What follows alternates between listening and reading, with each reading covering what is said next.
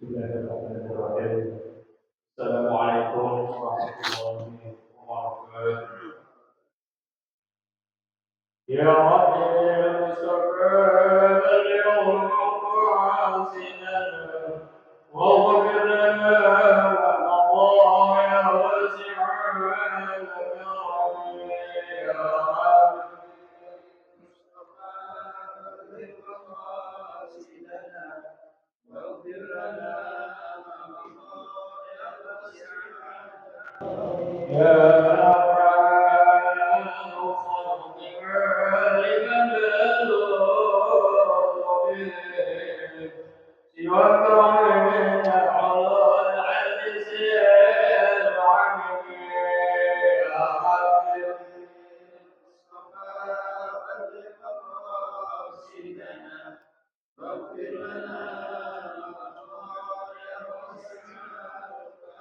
والليل ورسول الله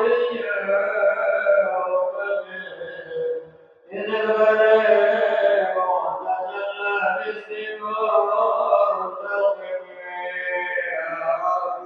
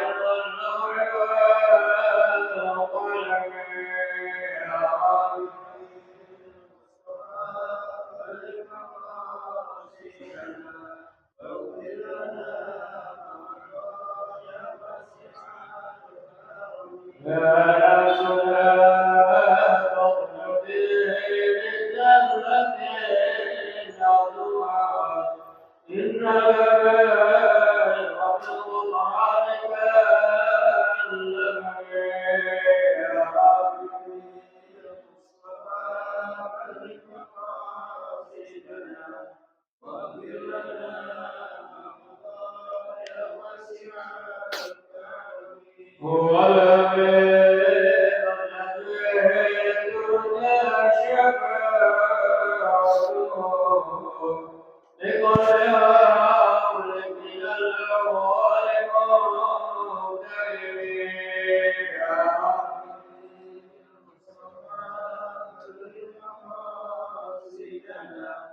واغفر لنا يا معين يا سلام سلمنا والمسلمين النبي أوصل لنا بأمر المؤمنين يا سلام سلمنا والمسلمين النبي خير الأنام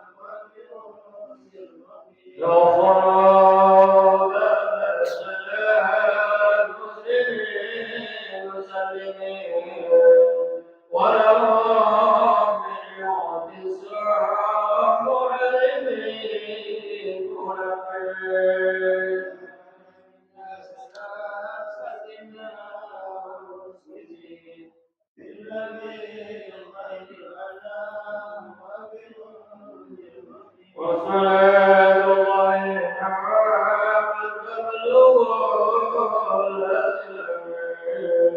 وعلى آله الكرام وصحبه والتابعين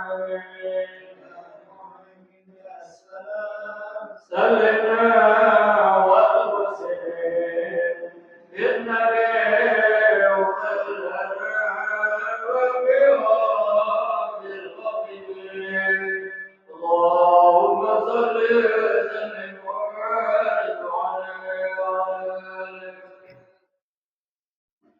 الفاتحة بنية القبول وتمام كل سول والمأمول وعلى نية أن الله تعالى يفتح علينا فتوح العارفين ويفقهنا في الدين ويرزقنا كمال الإخلاص واليقين ثم إلى أرواح مشايخنا ومعلمنا في الدين ومؤلف هذا الكتاب أن الله تعالى يتغشاهم بالرحمة والمغفرة وينفعنا ببركتهم وأسرارهم وأنوارهم وعلومهم وإلى حضرة النبي محمد صلى الله عليه وسلم بسر الفاتحة. أعوذ بالله من الشيطان الرجيم. بسم الله الرحمن الرحيم. الحمد لله رب العالمين الرحمن الرحيم مالك يوم الدين. إياك نعبد وإياك نستعين اهدنا الصراط المستقيم صراط الذين أنعمت عليهم غير المغضوب عليهم ولا الضالين آمين. اللهم صل وسلم على سيدنا محمد الفاتح الخاتم لما سبق الناصر الحق بالحق والهادي إلى صراطك المستقيم وعلى آله وصحبه حق قدره ومقداره العظيم. اللهم أخرجنا من ظلمات الوهم وأكرمنا بنور الفهم وافتح علينا بمعرفة العلم وحسن أخلاقنا بالحلم وسهل لنا أبواب فضلك وانشر علينا من خزائن رحمتك يا أرحم الراحمين.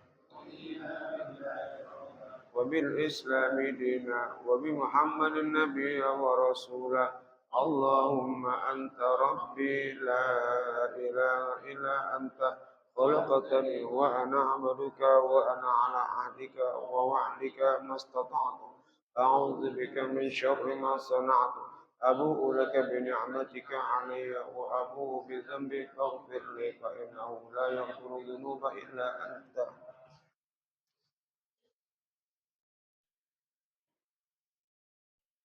Soalnya faslun fi muharramatil haram.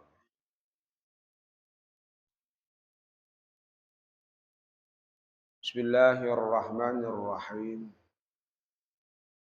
Alhamdulillahi rabbil alamin. Wassalatu wassalamu ala Rasulillah Muhammadin wa ala alihi wa sahbihi ajma'in amma ba'd. Fa inna asdaqal hadis kitabullah ta'ala wa khairal hadi hadi sayyidina Muhammadin sallallahu alaihi wasallam. وشر الأمور محدثاتها وكل محدثة بدعة وكل بدعة ضلالة وكل ضلالة في النار. وفي السند المتصل إلى الإمام المؤلف رحمه الله تعالى وأدام النفع لنا به وببركة عظمه وبكم في الدارين آمين. قال رضي الله عنه. فصل fi muharramatil ihram. Pasal di dalam perkara-perkara yang diharamkan di saat ihram. Ihram adalah melaksanakan satu rangkaian ibadah baik umrah maupun haji yang meliputi rukun, wajib dan sunnah-sunnahnya. Dalam pelaksanaan ihram, apakah itu umrah ataukah haji, maka ada pantangan-pantangan yang harus dihindari dan diharamkan untuk dikerjakan. Apa di antara yang diharamkan tersebut? Yang pertama, yahrumu bi ihramin ala rajulin wa unsa wat'un. Haram baik laki maupun perempuan yang sedang menjalankan ihram melakukan hubungan ya, suami istri. Hukumnya haram di saat itu. Walaupun perbuatan yang dilakukan itu dasarnya halal. Hubungan kepada suami istri halal. Tapi dalam kondisi-kondisi tertentu, maka hukumnya menjadi haram. Sebagaimana halnya berpuasa. Ketika berpuasa, maka melakukan hubungan, hukumnya haram.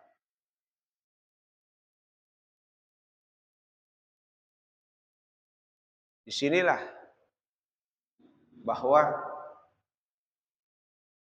ketika kita sedang menjalankan perintah-perintah Allah, maka laksanakanlah dengan sepenuhnya. Apapun hal-hal yang terkait dalam kebutuhan duniawi kita,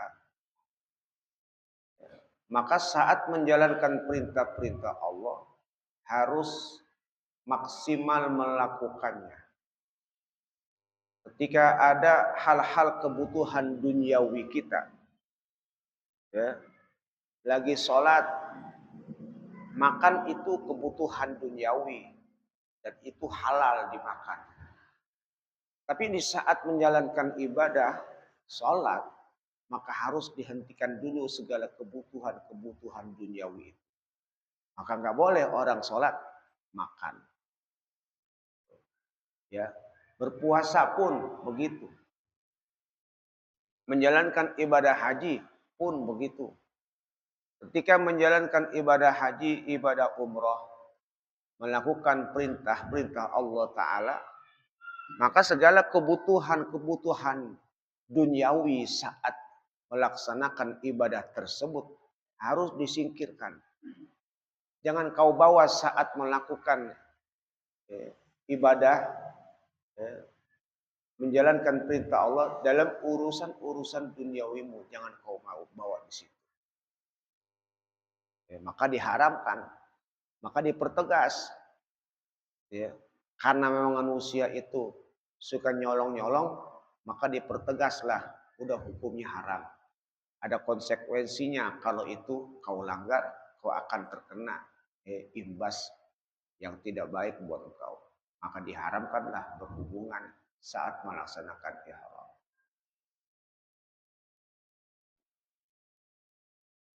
Fala rafasa, ayat dalilnya itu. Maka janganlah melakukan rafas. Ela terfusu.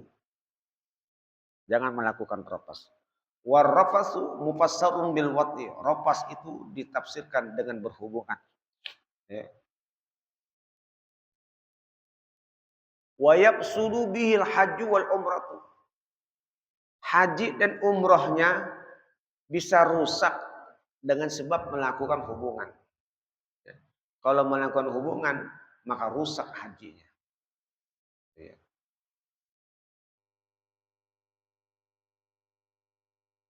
Kalau sudah rusak, ya dia harus ngulang lagi tahun depan. Karena haji ada waktunya, ya. Maka saat dia mulai niat ihram haji, rusaklah ya, haji itu. Dan harus mengulang kembali hajinya untuk niat ihram di tahun depan. Kenapa kok nggak hari itu? Oh, karena waktunya nggak bisa. Beda dengan sholat. Kita sholat makan, rusaklah sholat kita. Tapi bisa kita mulai lagi takbir Allahu Akbar. Kenapa? Karena waktunya masih ada. Ya, waktunya masih ada. Itu. Iya, ya karena waktunya kan yang namanya ihram itu ketika ia mulai langsung masuk wukuf tanggal 9. Saat dia menjalankan wukuf, maka nggak mungkin dia akan mengulang kembali karena waktunya sudah lewat.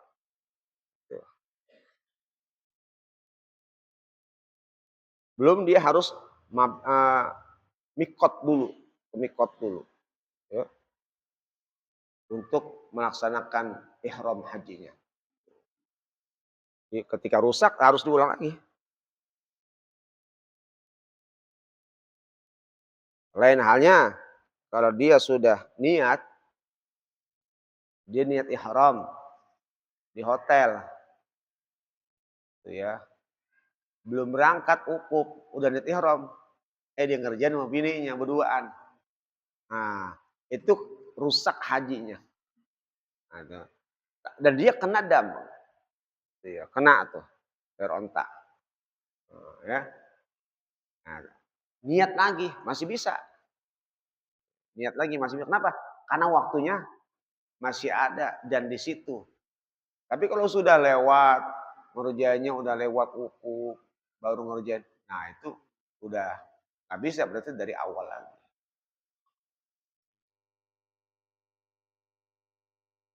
Wa qublatun, dan mencium, wa mubasyaratun bisyahwatin, dan bersentuhan dengan syahwat. Mengecup, mencium istrinya dan menyentuhnya disertai ada dorongan syahwat, maka itu pun juga menjadi sesuatu yang diharamkan.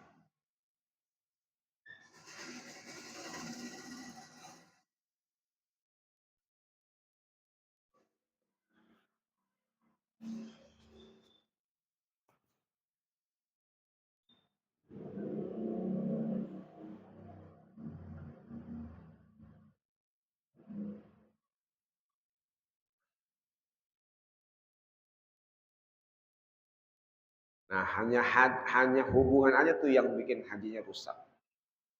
Enggak. Kalau yang lainnya bisa jadi kena dam, kena fidyah. Wastimnaun biadin, dan onani, mengeluarkan air mani dengan sengaja, maka haram hukumnya. Bi khilafil inzali binazarin au fikrin, kecuali kalau keluar karena menghayal atau melihat sesuatu keluar air mani, maka tidaklah haram hukumnya.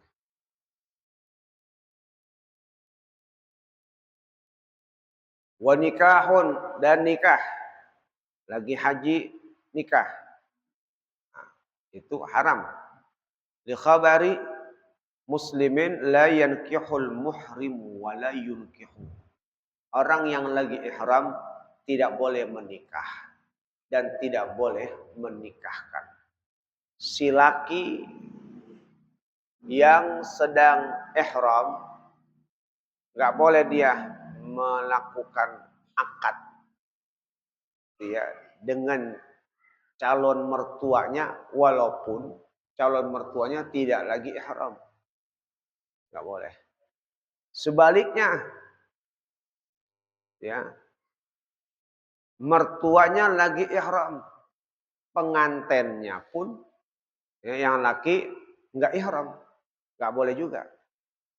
Apalagi dua-duanya, ya, mertuanya lagi ihram, ya, calon mertuanya ihram, terus pengantin laki-laki juga ihram, apalagi.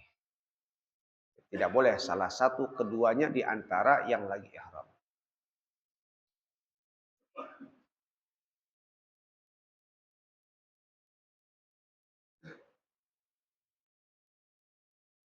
Ataupun istrinya, calon istrinya juga nggak boleh. Dia lagi ihram. Itu nggak boleh. Hah? Nikahnya sah. Hanya haram.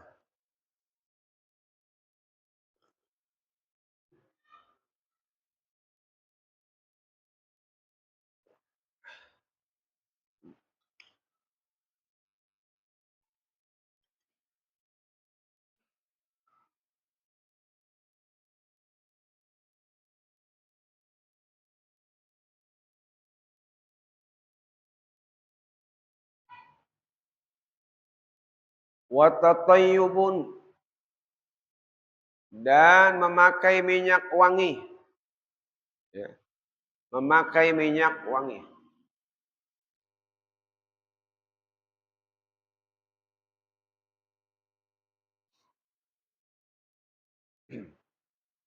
Lagi ihram, pakai minyak wangi. Nggak boleh. Fi badanin aw saubin bima yusamma tiban. Yang dikenai di badannya ataupun bajunya dengan sesuatu yang dinamakan minyak wangi. Jadi kalau kita pakai minyak wangi, kita cocolin tuh di sini baju ataupun di badan lagi ihram, nah hukumnya haram. Ya, nggak boleh. Nanti kita lagi berbicara tentang larangan-larangan dulu. Konsekuensi atau denda yang harus dibayar nanti ada babnya. Jadi inilah yang dilarang saat orang menjalani ihram haji maupun umrah. Nggak boleh pakai minyak wangi ataupun yang sejenisnya dengan tujuan memakai minyak wangi. Kalau tujuannya tidak memakai minyak wangi, boleh. Kalau tujuannya tidak mencari wewangian, boleh. Ya. Dia bawa apa tuh? Bawa minyak wangi, boleh. Karena tujuannya bukan pakai minyak wangi, bawa. Iya nggak boleh pakai. Ya. Nggak boleh pakai.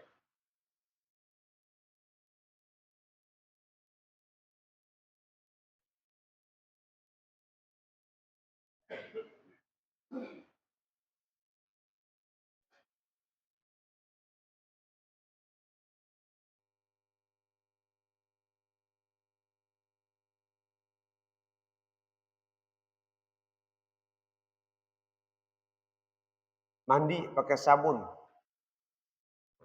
Pakai sabun. Nah, itu bukan tujuannya pakai minyak wangi. Apa?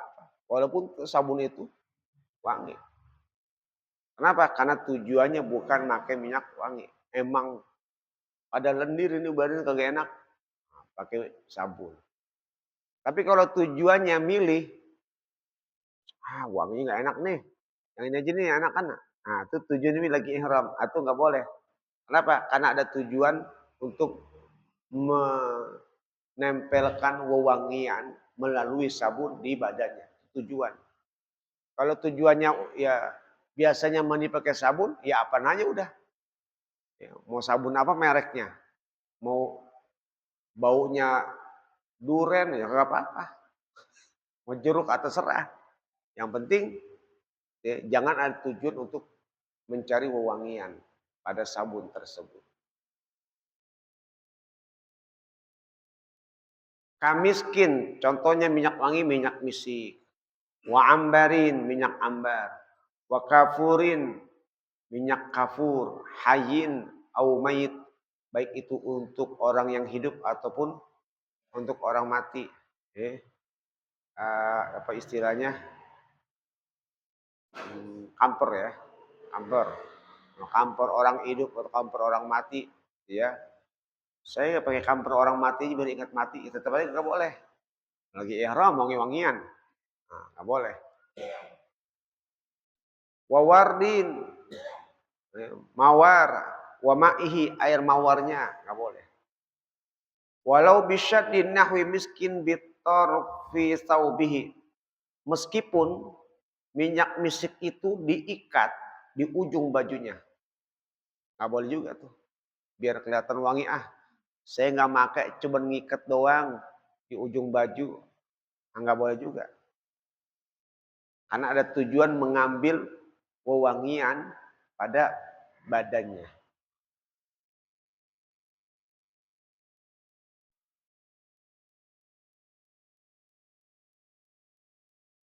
Au bija'li fi jaibi, atau dia jadikan di kantongnya, dia taruh tuh minyak wangi di kantong. Ya. Jadi dia taruh minyak wangi di kantong. Ya, supaya apa? Supaya harum. Tuh kan. Kan yang tidak boleh memakai minyak wangi di badan dan di bajunya. Iya. Tapi kalau membawa minyak wangi tujuan untuk ya, mewangikan badan kita, itu yang nggak boleh. Taruh di kantong. Tapi kalau taruh kantong tujuannya untuk bawa, nggak ada tujuan memakai minyak untuk mengharumkan, itu nggak boleh.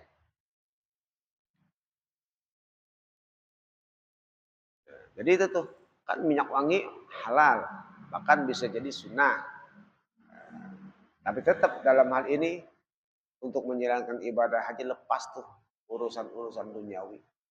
Yang bikin enak, yang bikin segar, lepas tuh. Walau khafiyat raihatu tibi.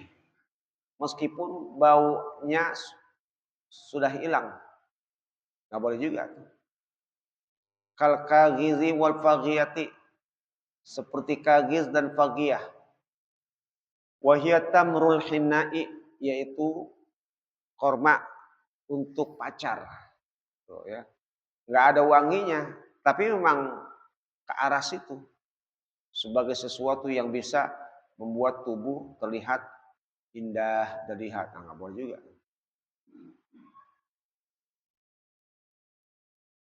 Fa in kana bihaitsu law asabahu al-ma'u fahat haruma.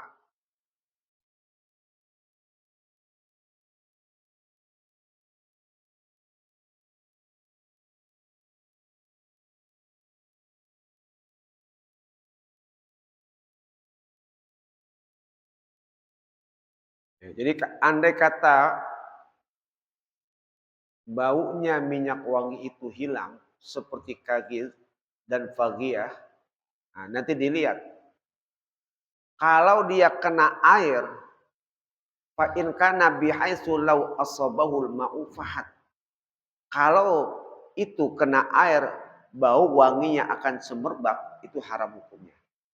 Ya. Jadi andai kata sesuatu yang nggak ada baunya, kalau dicium mah nggak ada baunya nih. Ya, kalau dicium nggak ada baunya.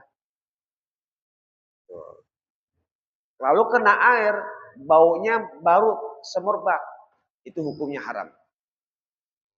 Ya.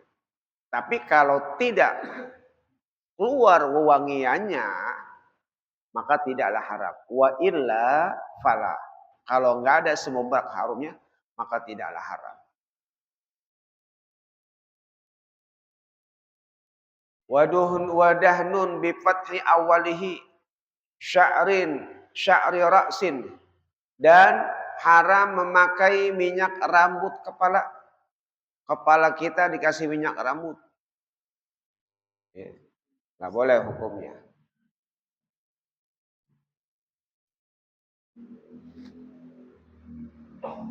Karena ada tujuan-tujuan duniawi. Orang pakai minyak wangi tujuannya apa? Biar tercium harum. Ada kesenangan duniawi.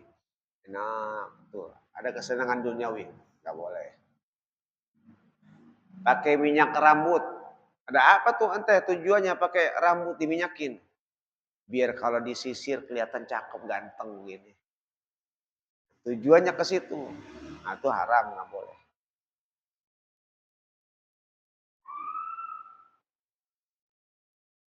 Aulihiyatin, atau rambut jenggot, bidahnin, dengan minyak. Nggak boleh. Walau ghaira mutayyabin, meskipun dia tidak wangi. Kazaitin wasaminin, seperti minyak zaitun dan minyak samin. Mentega kita taruh kepala kita tuh haram juga. Tuh, hukumnya haram. Ada minyak dia.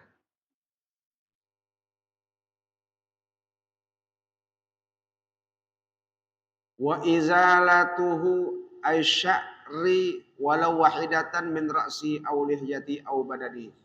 Dan menghilangkan rambut meskipun satu dari kepalanya atau jenggotnya atau badannya. Rambut ya kita hilangin tuh walaupun satu, itu hukumnya haram. Nggak boleh kita nyomotin rambut ya, yang ada di badan kita ya, dari kepalanya atau jenggotnya atau badannya ya. Nggak boleh, hukumnya haram.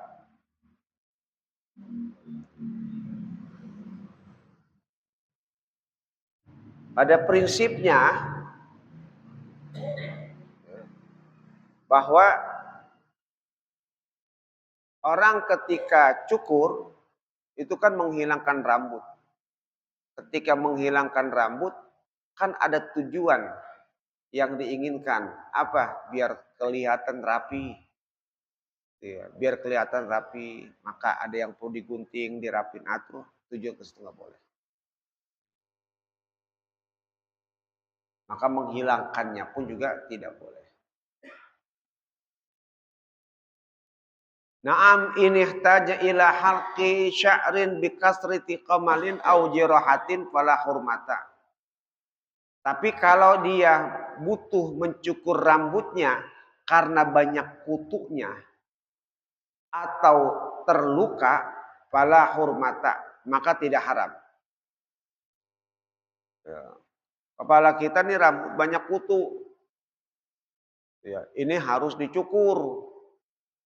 Tuh. Lagi ihram. Ya. Nah, itu enggak haram. Ini karena itu perkara yang diharamkan, enggak haram. Wa alaihil fidyatu, tapi dikena fidyah. Ya, bayar beras. Ya. Ataupun luka perlu diperban, cuma ini harus dicukur rambutnya. Itu boleh. Enggak haram, tapi kena fidyah.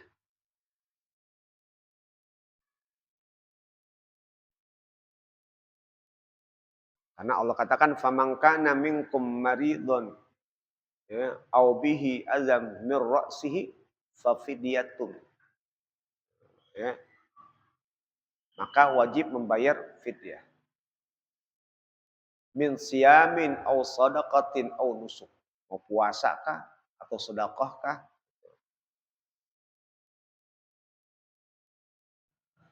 Falau nabata sya'run bi'ainihi au ghattaha fa azala zalika fala hurmata wala fidyata. Kalau rambut tumbuh di mata atau menutupi mata ya, dan maka ia menghilangkannya fala hurmata wala fidyata, maka tidak haram dan tidak terkena fidyah.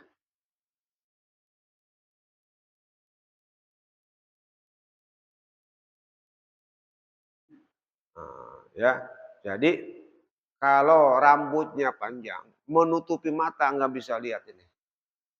Nah itu kalau itu boleh dihilangin, cukur. Dan itu nggak haram dan tidak kena fidyah. Tapi kenapa kok tadi ada kutuan? Kalau dicukur itu tidak haram tapi kena fidyah. Apa bedanya?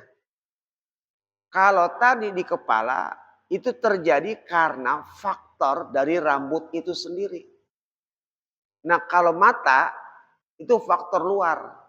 Maka dalam hal ini tidak perlu membayar fidyah dan tidak pula haram. Jadi terjadinya bukan karena faktor dari rambut itu sendiri, ya, karena ada efek yang lain.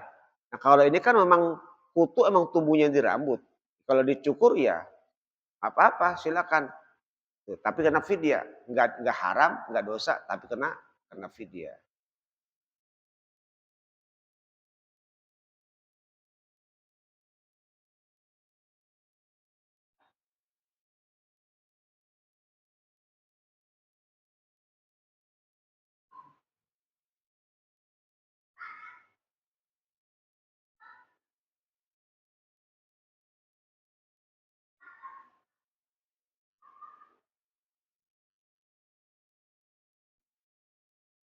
Sama juga tuh, punya jari ada rambutnya, jarinya dipotong, nggak kena juga. Kan rambutnya sama juga dong kepotong. Iya, tapi dia ngikut. Tujuannya adalah bukan rambutnya. Tuh. Wa qalmun li zafrin, dan nggak boleh menggunting kuku. Nggak boleh gunting kuku. Walau ba'dahu min yadin aw rijlin, meskipun sebagiannya baik dari tangan ataupun kaki. Gunting kuku nggak boleh lagi haji. Na'am lahu qat'u man kasara min zafrihi in ta'azabi walau adna ta'azin. Tapi boleh ia memotong kuku yang pecah kalau terganggu, meskipun terganggunya tidak terlalu banget. Ya, jadi kalau kuku lagi ihram motong hukumnya haram. Tapi kalau kukunya pecah dan itu merasa terganggu, ngebet sakit, atau kalau garuk susah, boleh dipotong. Ya, kalau memang itu merasa terganggu dengan adanya kuku tersebut.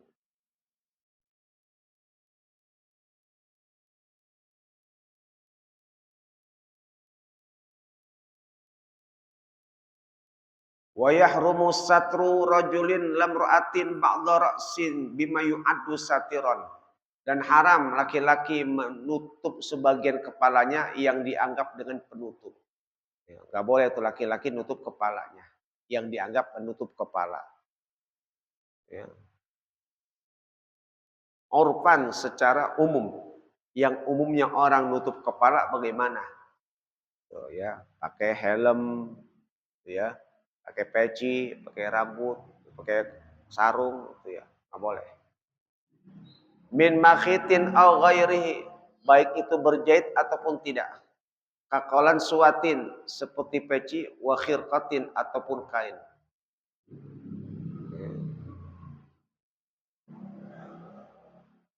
Amma ma la yu'addu satiron ka khayti raqiqin wa tawassudin nahwi imamatin wa wad'iyadin lam yuqsad biha satru fala yahrumu. Adapun kalau tidak dianggap sebagai penutup seperti kain yang tipis ditaruh sini, berbantal dengan sorban. Dia mau tidur bantalnya pakai sorban. Kalau sorban kan nutupin kepala. Ini enggak, buat bantalan tuh. Atau meletakkan tangan di sini. Lam yuqsad biha satru, dia tidak bermaksud untuk menutup, fala yahrumu, maka tidak haram. Ya, nutup kepala haram, tapi kalau menutup bukan tujuan menutup seperti tiduran di atas tangan, tuh ya, tiduran di atas sorban, nah itu enggak. Tapi kalau sampai nutup pakai sorban, itu hukumnya haram. Bi khilafi ma iza qasadau ala niza'in fi, kecuali kalau tujuannya kebalikan dari itu. Untuk tujuannya menutup, maka enggak boleh. Wa kahamli nahwi zimbilin lam yuqsad bihi zalika aidan. Nah, itu ya. Dan begitu juga dia membawa sesuatu yang tidak bertujuan untuk menutup kepala, maka tidak apa-apa. Wastizlalun bimahmilin wa in massa ra'sahu. Dan juga tidak apa-apa ya berteduh dengan sesuatu yang dia bawa.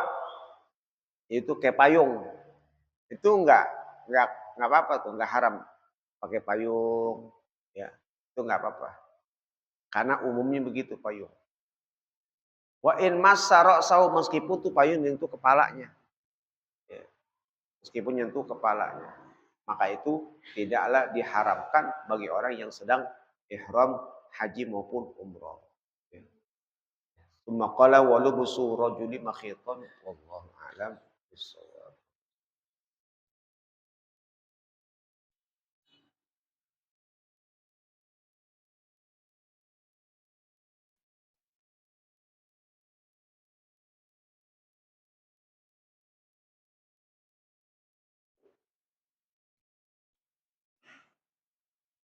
Ini bacaannya wa min zalika ya.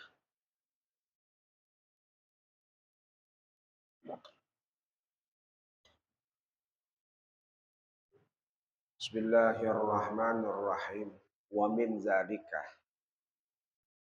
Dan di antara bagian-bagian yang perlu kita imani adalah an yu'mina bisu'ali munkarin wa nakirin lil mauta anit tauhidi wad dini wan nubuwati.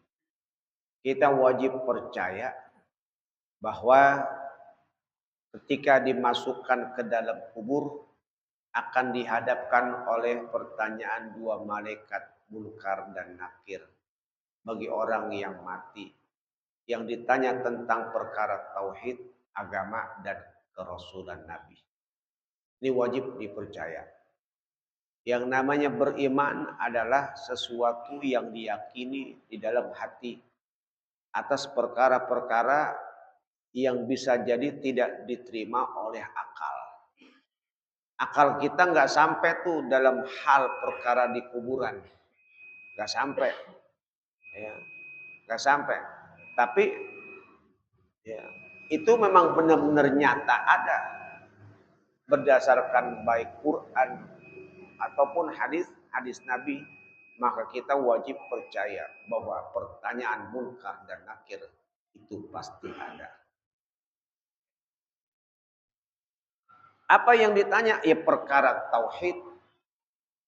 Ya, marrabbuka wa madinuka, agama. Ya.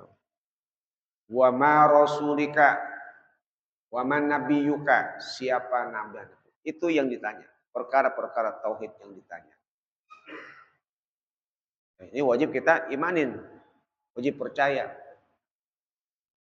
Kalau sudah wajib percaya berarti ada sikap yang timbul dari diri kita. Kalau kita percaya, ada sikap yang harus kita lakukan. Karena yang namanya pertanyaan pasti bisa jawab dan tidak bisa jawab. Kalau bisa jawab, pasti ada keuntungan. Kalau nggak bisa jawab, pasti ada kerugian. Ya, coba aja ya, kalau kita lagi di sidang skripsi dan sebagainya. Kita ditanya, ada keuntungan kalau bisa jawab dan benar jawabannya. Kalau nggak bisa jawab, rugi kita.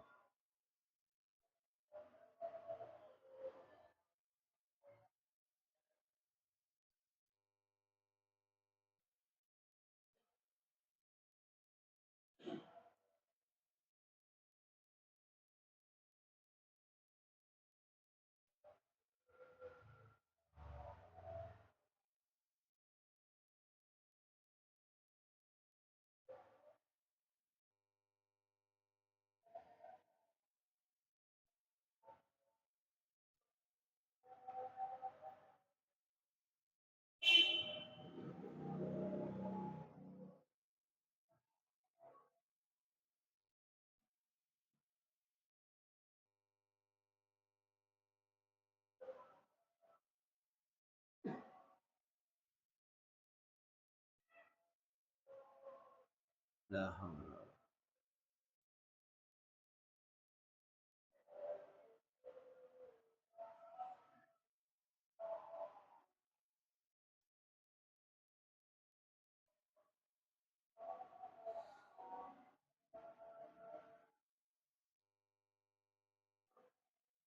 la haula wala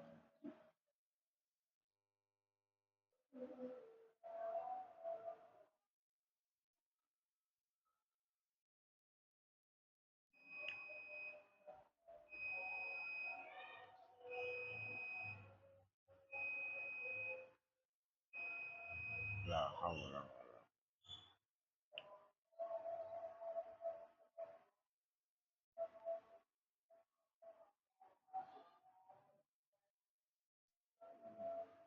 Allahu Akbar.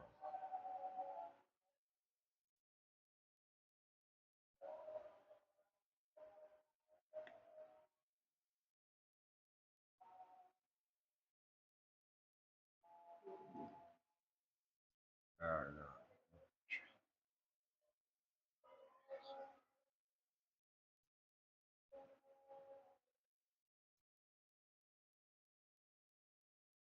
Jadi itu ya, wajib beriman, wajib percaya bahwa kita nanti akan ditanya di alam kubur. Kecuali orang-orang tertentu, orang yang meninggalnya di hari Jumat, ya. Orang yang rajin membaca surah Al-Muluk setiap malam, mereka nggak ditanya, ya, nggak ditanya. Nah, tadi pertanyaan seperti itu. Setiap pertanyaan pasti ada konsekuensi, ya, yang akan dia dapat. Ya. Apakah itu keuntungan ataupun kerugian. Tinggal kita apakah kita bisa menjawabnya atau tidak. Yang menentukan adalah amal soleh, iman kita dan amal soleh kita. Kalau kita punya iman, kita punya amal soleh, maka insya Allah bisa menjawabnya. Tapi kalau kita tidak beriman, nggak punya amal soleh, bagaimana kita bisa menjawabnya? Walaupun diapalin itu, ya, yang namanya udah punya bocoran pertanyaan dalam kubur, bocoran diapalin, ya. Kayak orang ujian kan seneng banget ujian. Kalau lagi ujian dapat bocoran soal, nanti soalnya begini nih. Wah seneng banget diapalin gitu tuh, diapalin gitu. Ntar keluar nih, tuh dapat bocoran. Perihal kubur, pertanyaan balang kubur dapat bocoran juga, gue dapat bocoran nih. Kalau meninggal ini bocoran ada pertanyaan, man rabbuka wa man apalin. Nah, beda. Kalau di dalam kubur walaupun dapat bocoran, ukurannya adalah bukan ukuran pakai ya, sebagaimana hal di dunia, ukurannya iman dan amal soleh. Karena itulah yang bakal dibawa ke dalam kubur. Kalau kita ada iman dan amal soleh, maka semua menjadi selesai. Mudah dijakunya. Makanya dalam hal ini, ketika masih hidup, tingkatkanlah amal soleh kita. Kalau kita sudah memperbanyak amal soleh, itu akan mempermudah segala urusan-urusan di alam kubur dan di akhirat nanti. Kalau di alam kubur sudah tidak bisa menjawab, udah. Kata Nabi, al-qabru awwalu manzilin min manazil akhirah. Kuburan itu adalah awal pertama singgahan di antara singgahan-singgahan akhirat. Jadi kita akan menuju ke akhirat. Pertama awalnya adalah singgahnya itu di kuburan dulu. Itu. Nah kuburan ada fitnahnya, ada permasalahannya, tanya pertanyaannya. Bisa gak? Kalau dia selamat, fa'in yanju, fa'innahu aisaru minhu fama wa'ma ba'dahu. Wa ilam yanju fama ba'dahu asyaddu minhu, kata Nabi. Kalau kau di dalam kubur, kalau kau di dalam kubur selamat, maka nanti setelah dibangkitkan dari kubur, kau akan selamat juga. Tapi kalau di dalam kubur kau sudah tidak selamat, maka jangan harap setelah dibangkitkan kau akan selamat. Kau pasti akan berhadapan sesuatu yang lebih dahsyat lagi. Begitulah kondisi di dalam kubur menentukan. Makanya ketentuan seseorang di dalam kubur adalah bagaimana hidupnya.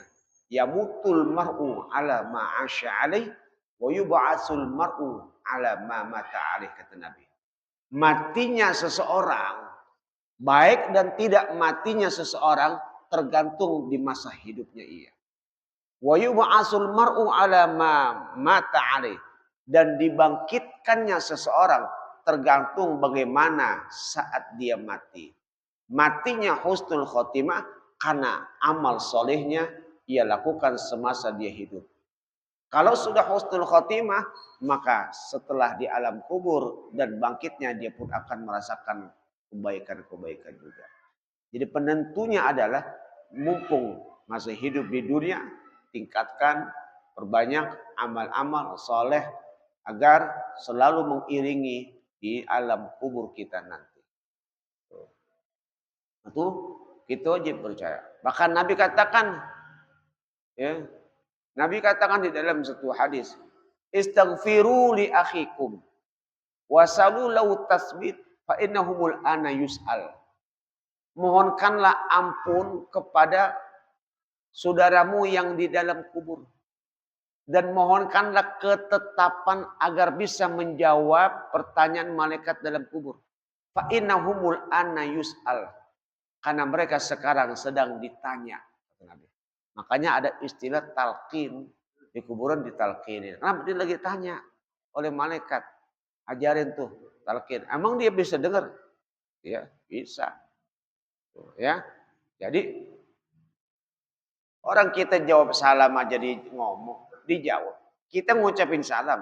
Assalamualaikum ya ahlul kubur. Dia jawab. Tuh, jawab. Ya, seperti kayak tadi. Oh kalau gitu gue pesen dah sama lu.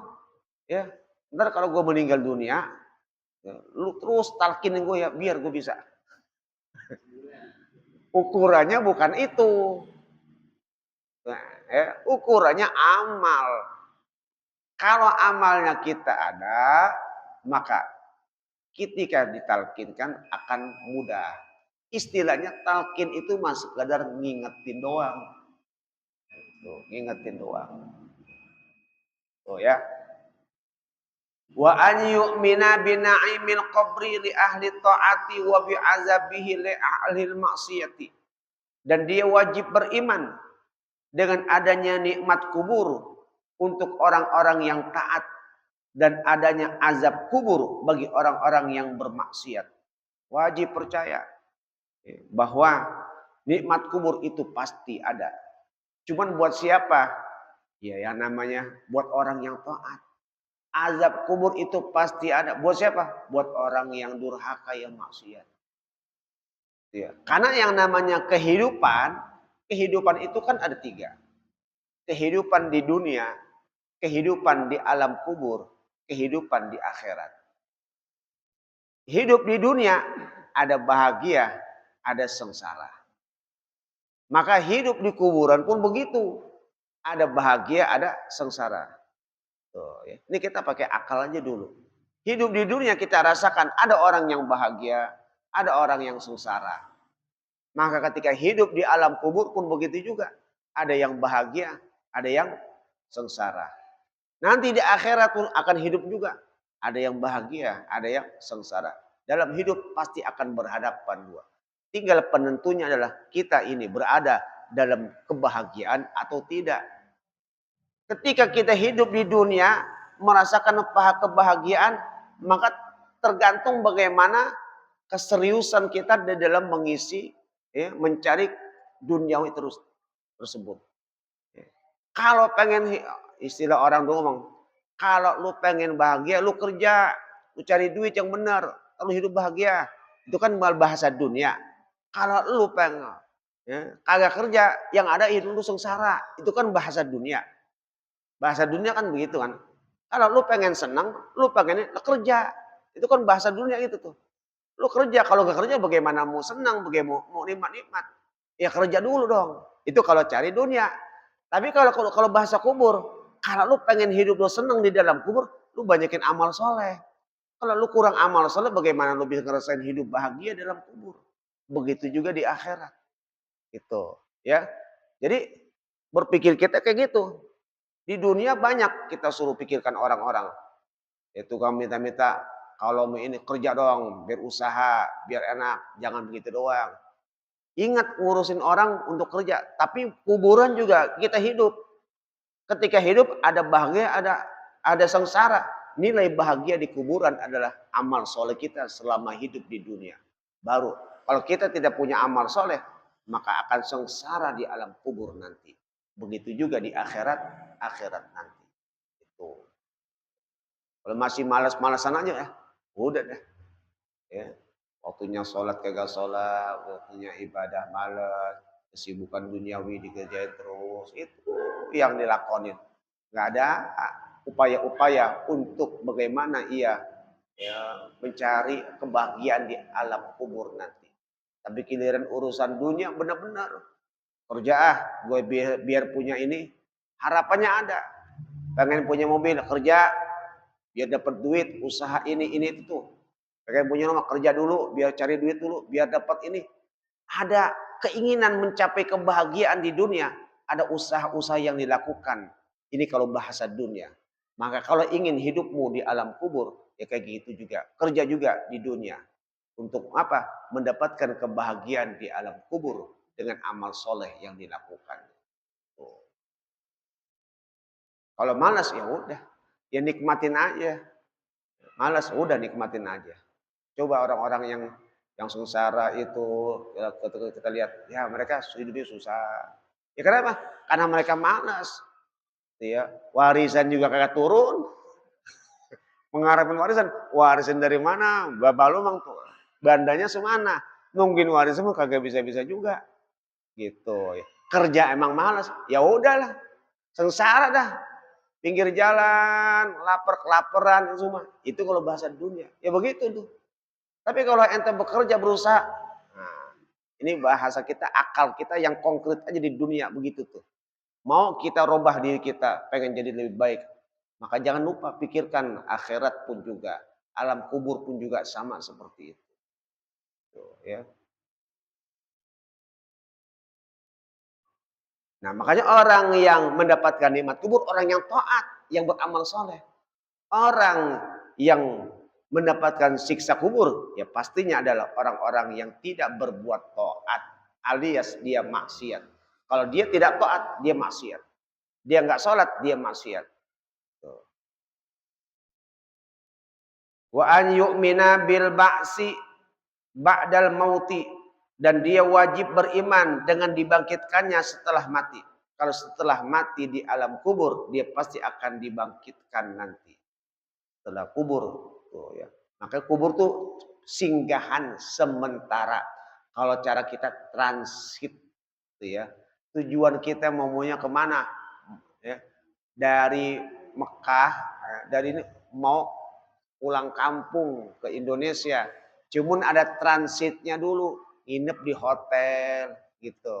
Kalau yang rada-rada banyak kan hotelnya enakan tuh ya. Kalau yang duitnya dikitan, ya udah di emperan, di bandara gitu. Oh, ya, kayak gitu. Semuanya tergantung. Gitu. Nah, kon transit sebentar doang. Tuh ya. Kalau transitnya enak, udah alhamdulillah. Nanti baru balik jalan lagi. Nah, kuburan transit. Wa bihasyril ajsadi, jasad kita bakal dikumpulkan nanti. Tubuh kita bakal dikumpulin. Kita meninggal, jasad kita dimakan tanah, habis tuh. Nanti bagaimana untuk dibangkitkan lagi? Yang akan dibangkitkan tetap semuanya. Ruhnya dan jasadnya timbul lagi. Akan Allah kumpulkan jasad kita. Akan tumbuh kembali jasad kita itu. Ya, tumbuh lagi. Wal arwah, dan ruh. Jasad ruh akan timbul lagi. Ilallahi, kepada Allah Ta'ala, untuk menghadap kepada Allah. Wabil wukufi baina yadayillah, dan berdiri di hadapan Allah Ta'ala. Wabil hisabi, dan akan dihisab. Akan dihisab kita. Ya, akan dihisab. Hisab itu apa? Dinilai semua amal kita tuh bakal diperhitungkan. Kayak orang sekolah, itu kan pakai bagi rapot. Itu kan nilai-nilai kita waktu sekolah itu kan dikumpulin tuh. Ini nilai ini, pelajaran ini sekian, ini berapa. Itu tuh dihisab. Diperhitungkan semuanya. Totalnya berapa gini semuanya tuh. Oke. Amal kita bakal dihisab, ditanya tuh, umur kita bagaimana? Amal kita bagaimana? Ya, masa muda kita bagaimana? Ditanya. Di dalam kubur kita ditanya, ketika di hari kiamat di padang mahsyar pun bakal ditanya juga.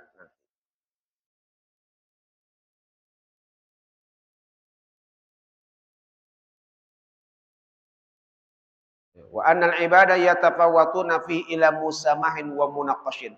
Dan hamba-hamba tersebut bermacam-macam. Ada yang dimaaf, ada yang perlu perdebatan. Nanti kita macam-macam. Ada yang dimaaf. Ya Allah gimana ya? Saya nggak punya lagi nih. Ada yang dimaaf. Ya. Ada yang berbantah-bantahan. Gak bisa. Kamu harus bertanggungjawabkan dulu. Ya, ada punya tanggungan, utang ini macam-macam, punya permasalahan, kau belum selesai dulu. Saya sudah boleh masuk nih. Ya, taruh, lu punya masalah nih.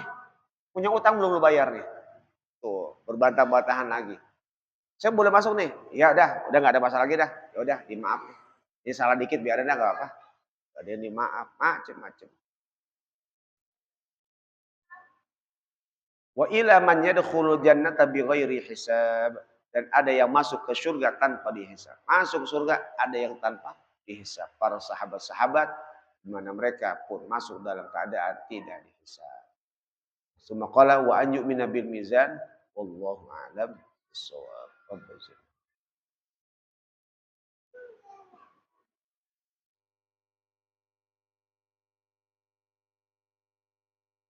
Bismillahirrahmanirrahim. Alhamdulillahirabbil alamin.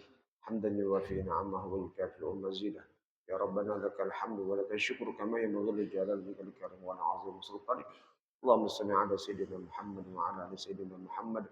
Allahumma anfa'na bima 'allamtana wa 'allimna ma yanfa'una. Wa 'allimna ma jahilna wa zakkirna ma nasina wa zidna 'ilman nafi'a. Alhamdulillah 'ala kulli hal. Na'udzu bika min ahwali rahmatika ya arhamar rahimin ya arhamar rahimin. وصلى الله على سيدنا محمد وعلى آله وصحبه وسلم الحمد لله رب العالمين.